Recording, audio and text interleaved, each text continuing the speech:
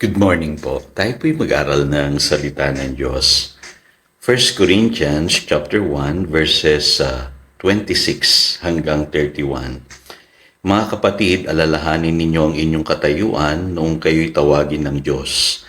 Iilan lamang sa inyo ang matatawag na marunong, makapangyarihan at maharlika sa paningin ng tao. Subalit pinili ng Diyos ang mga naturingang hangal sa sanlibutan upang hiyain ang marurunong. At pinili niya ang mga naturingang mahihina upang hiyain ang malalakas. Pinili niya ang mga pangkaraniwang tao, mga hampas lupa at mga mahihina sa sanlibutan ito upang ipawalang saysay ang mga kinikilala ng sanlibutan. Kaya't walang sino mang makakapagmalaki sa harap ng Diyos. Sa Kanya nagmula ang buhay na taglay ninyo dahil sa pakikipag-isa ninyo kay Kristo Jesus na siyang ginawang karunungan natin. Sa pamamagitan din niya, tayo'y itinuring na matuwid, ginawang banal at iniligtas ng Diyos. Kaya nga tulad ng nasusulat, ang sino mang nais magmalaki, ang ipagmalaki niya ay ang ginawa ng Panginoon. Every good thing we have in Christ Jesus.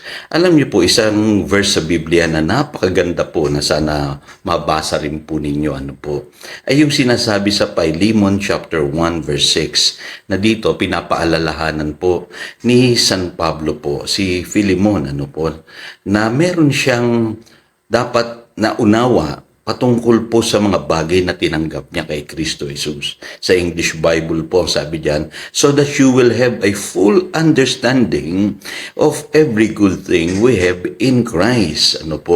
Kasi alam niyo po sa Christianity, hindi lamang po hina-highlight yung ating pong mga iniwanan, yung ating pong mga bagay na tinalikuran o sabihin na natin pinagkatiwala ng lubusan sa Diyos. Ay yung luma nating buhay. Kadalasan po, yan ang naisisermon. Yung cause of following Christ. Pero alam niyo po, bihira po tayong nakakarinig nung tinatawag na benefits na meron po tayo nung tayo naman ay sumunod kay Kristo Jesus. Sa Biblia po, malinaw po yan. Sabi sa John chapter 1 verse 16, sabi diyan, from the fullness of His grace, we have all received one blessing after another. Kaya dito po maganda sa pag-aaral natin ngayon, makikita ninyo yung inyong potential. Ngayon kayo'y na kay Kristo Jesus na bilang anak ng Diyos. Alam niyo po ang istorya ng sanlibutan, kadalasan po ganito, Nagsisikap sila sa buhay, makakarating sila sa tugatog ng tagumpay o ng pangarap nila sa buhay. Pero magtataka po kayo, bakit bandang huli nauuwi pa rin sa di maganda? Marami nauuwi sa kabiguan. Yung iba, sabihin natin, nagkakaroon ng bankruptcy or spiritual bankruptcy sa kanilang buhay. Bandang huli, wala pa rin. Pero alam niyo po, ang napupuna ko po, iba yung kwento ng mga nagiging Kristiyano.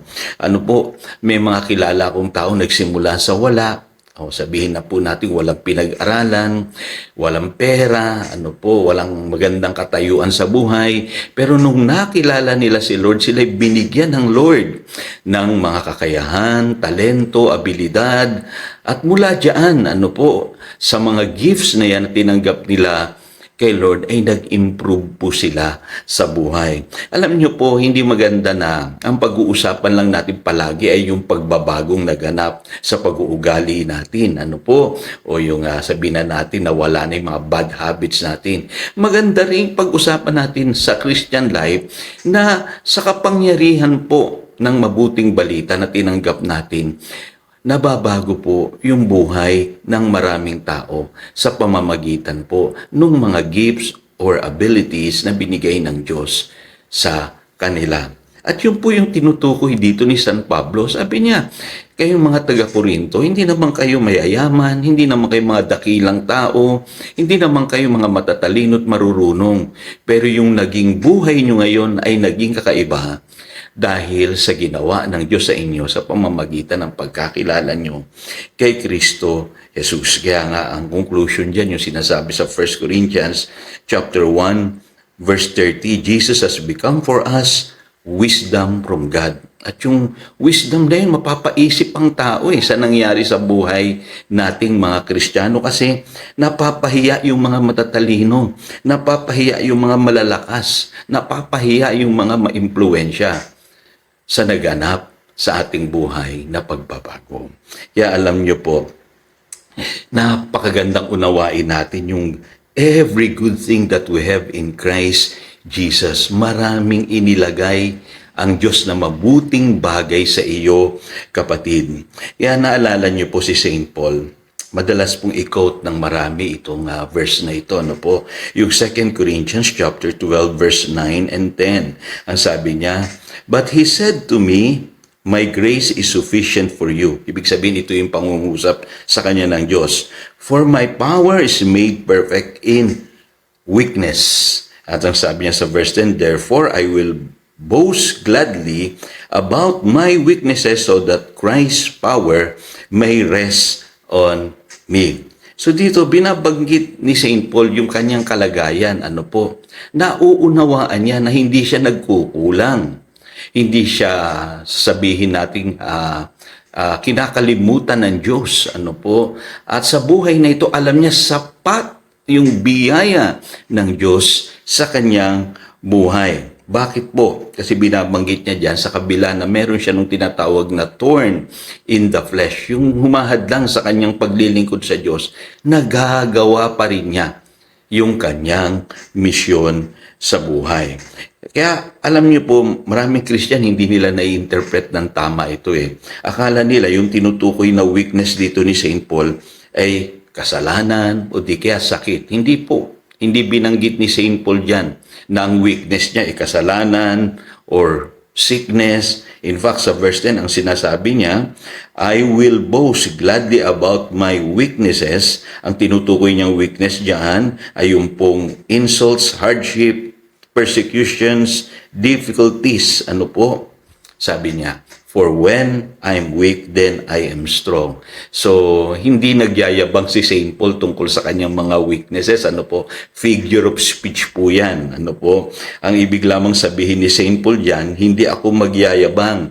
Kasi alam ni St. Paul na God opposes the proud. Sabi sa James chapter 4, verse 6. Ano po? Yung iba kasi, ikikwento nila yung mga kasawian nila sa buhay para kahabagan sila ng ibang tao, para tulungan sila. Mali po yun. Hindi ganun ang ibig sabihin ni St. Paul na ako'y missionary, naghihirap ako, kaya tulungan niyo ako. Hindi po ganun ang gusto niyang paratingin. Ang gusto niyang paratingin, kahit maraming paghadlang, patuloy ako. Kasi yung grace ng Lord sapat para sa aking buhay. Kaya alam niyo po, mahalaga na i-remind natin araw-araw ito pong tinatawag na potential na meron tayo in Christ Jesus. Ano po? Unang-una po, yung sinasabi sa 2 Corinthians chapter 3, verse 5, "Our sufficiency is in Christ." Yung sinasabi po sa Colossians chapter 2, verse 10, na you are complete in Christ. Napakagandang verse po niyan. Kompleto daw tayo sa buhay na ito kung tayo'y kay Kristo Jesus. At yung sinasabi sa 2 Timothy chapter 3 verse 17, "You are equipped to do every good work." So ibig sabihin, kaya mong gawin ang lahat ng bagay na ipagagawa sa iyo ng Diyos. So again, ito si Pastor Jojo nagpapaalala upang daluyan tayo ng pagpapala, manatili tayo sa kanyang salita. Good morning.